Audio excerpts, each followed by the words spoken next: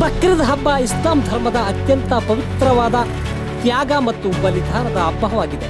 ಇದನ್ನ ಪ್ರವಾದಿ ಇಬ್ರಾಹಿಂ ಅವರು ದೇವರಿಗೆ ತೋರಿದ ಅಪಾರ ಭಕ್ತಿ ಮತ್ತು ತ್ಯಾಗದ ಸಂಕೇತವಾಗಿ ಇಂದು ವಿಶ್ವಾದ್ಯಂತ ಮುಸ್ಲಿಮರು ಅತ್ಯಂತ ಸಂಭ್ರಮದಿಂದ ಈ ಹಬ್ಬವನ್ನು ಆಚರಣೆ ಮಾಡುತ್ತಾರೆ ಎಂದು ಶಾಸಕರಾದ ಟಿ ರಘುಮೂರ್ತಿ ಅವರು ಹೇಳಿದರು.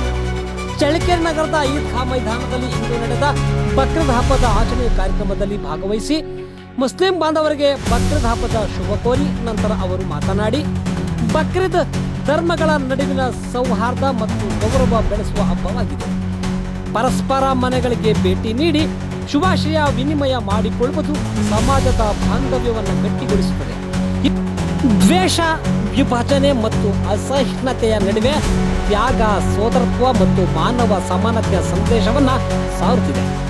ಇಂಥ ಹಬ್ಬವನ್ನ ಇಂದು ಮುಸ್ಲಿಂ ಬಾಂಧವರು ಸಡಗರ ಸಂಭ್ರಮದಿಂದ ಆಚರಣೆ ಮಾಡಿ ಹಬ್ಬದ ಶುಭಾಶಯಗಳನ್ನು ಪರಸ್ಪರ ವಿನಿಮಯ ಮಾಡಿಕೊಳ್ತಾರೆ.